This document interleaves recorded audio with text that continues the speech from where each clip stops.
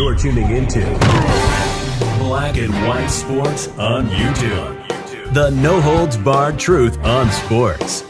The main event starts. All right, Black and White Sports supporters, we're going to talk about the Browns. And I'm going to point something out to you guys because it seems that the Browns are protecting Shedeur Sanders. And I got thinking about something. This applies to Shedeur Sanders. It applies to Dylan Gabriel. And it applied to Joe Flacco. Fuck it. Let's just start here.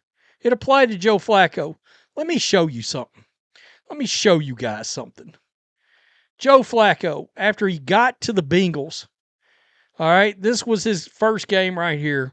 Let's just scroll down to his Bengals stats. 1,600 yards, 13 touchdowns, 4 picks, 91.4 rating, a 60 rating with the Browns, 2 touchdowns, 6 picks. And I got to thinking, we'll also get to Shedeur's comments about Cam Ward because he's going up against the number 1 overall pick. And it's an interesting game because for so much of that college season, Shedeur was projected to be QB2 off the board. For so much of the season, that college season, he was projected to be the number 2 overall pick. Look, his daddy didn't do him any favors.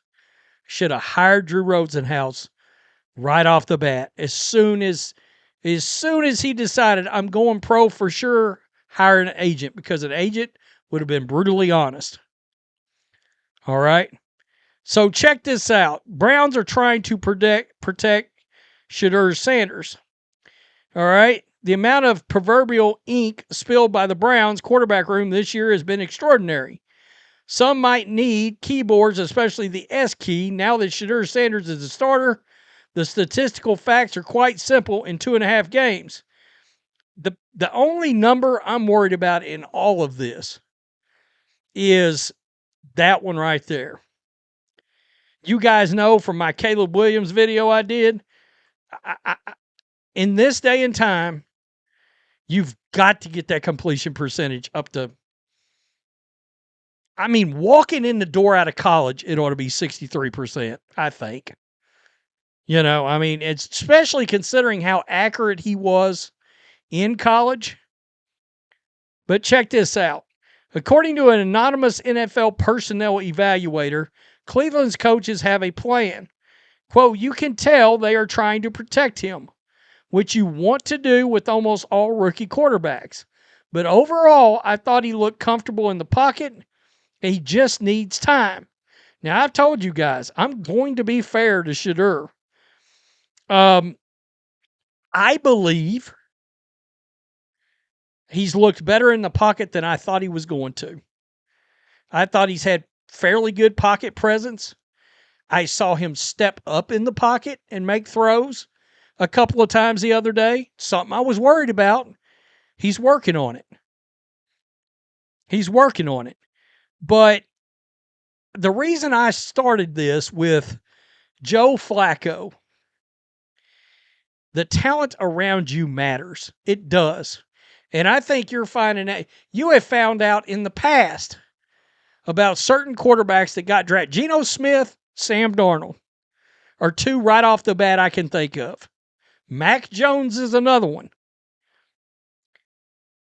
Look at Joe Flacco. He goes to the Bengals. The Bengals they've got Jamar Chase and T. Higgins. Joe Flacco looks like a completely different quarterback. Now, during Joe Flacco's magical Cleveland run, Amari Cooper was still a number 1 wide receiver in the NFL. He's out now, but he's out of the league now just 2 years later because he had a knee injury, I think it was, and it ended it. He tried to come back. I think he worked out for somebody. But my point is, Sam Darnold goes to the Vikings. Jordan Addison and Justin Jefferson. Geno Smith was with Seattle. Jackson Smith and Jigba. Tyler Lockett was still a guy. still good. Matthew Stafford goes to the Rams, gets out there. Cooper Kupp, Puka Nacua, right? This, Sam Darnold this year, Jackson Smith and Jigba, Cooper Kupp. Now Matthew Stafford's got Devontae Adams and Puka Nacua. Mac Jones gets to San Francisco. Christian McCaffrey, George Kittle, Jawan Jennings, and then a hell of a coach. And look, some of that's got to do with coaching. Kevin O'Connell, Sean McVay, Kyle Shanahan, no doubt about it. But there are no wide receivers on this Browns team. Let's just be real. So, Dylan Gabriel, and Shedeur. How the hell you going to know what you have in either one of them? Fernando Mendoza, if they draft him, same shit applies. Same shit will apply. Who are they supposed to throw to? Cam Ward. All right. They asked Shedeur about this game. Nah, I think it's nothing extra within myself. It's a lot of great quarterbacks, week by week that we play against. So I wouldn't say it adds anything. People ask because Cam was the number one overall pick, and they were linked together forever. Now, people have brought up comparisons to other quarterbacks and the kind of fair shake that Shedeur's getting. The difference, and I will continue to say it, is you got to remember he was a 5th-round pick. And some of these other guys were first-round picks. They're going to treat them completely. They're going to give them 3 years. Shedeur's not going to get that. But the talent around these quarterbacks matter. Have you noticed that Patrick Mahomes looked a lot different since Travis Kelce got old? There's something called Xavier Worthy supposed to be good. Not a guy.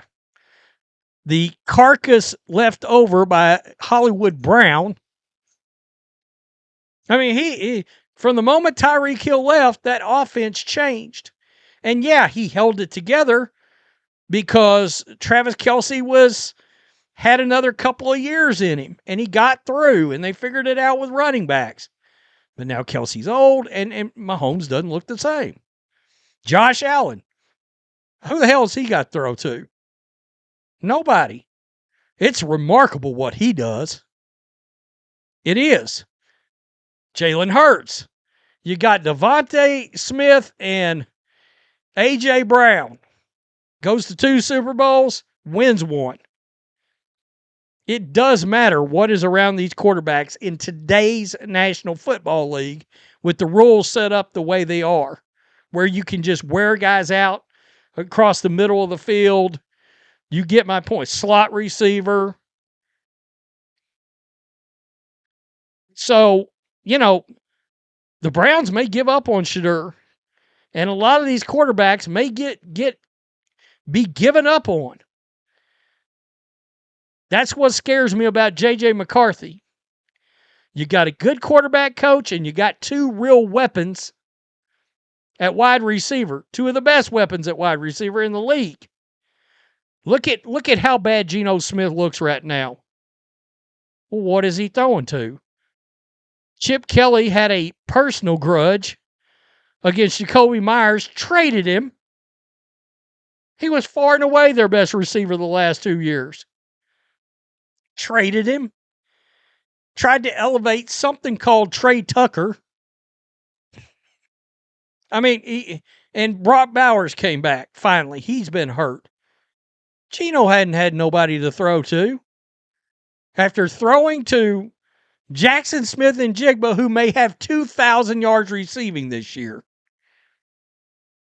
So, and like I said, this is going to apply to Fernando, Shedeur, Dylan. It applied to Joe Flacco while he was still here. The other common denominator there is Kevin Stefanski, too. And I like Stefanski, and if he's fired, somebody's going to hire him, immediately as our offensive coordinator. If he doesn't get a college head coach, if he doesn't get another NFL head coaching job. But something's not working out there. But it's hard to evaluate these quarterbacks with the lack of talent that's around them. Yeah, you're seeing a little emerge. Harold Fanning, going to be a guy. Njoku, kind of coming to the end of being a guy. Quinshon Judkins, going to be a guy. At wide receiver, what do you got? A number 3 out there. That tells you how bad the number 4s and the number 5s are. And sure, they're protecting him because the line, on top of it, the line's not great. Tell me what you think. I'm interested in this game. Cam Ward, Shedeur Sanders. Cam Ward's another one. He ain't got shit to throw. Calvin Ridley is a husk of his former self. He's a okay number 2 now. He's not a number 1 anymore. Cam Ward doesn't have any weapons to throw to either. Nothing. And people were like, well, he hadn't looked great. How's he supposed to? And the coaching has been bullshit. Tell me what you think. Peace. I'm out. Till next time. Thanks for watching the show. Be sure to like, comment, and subscribe. Be sure to tune in next time on Black and White Sports.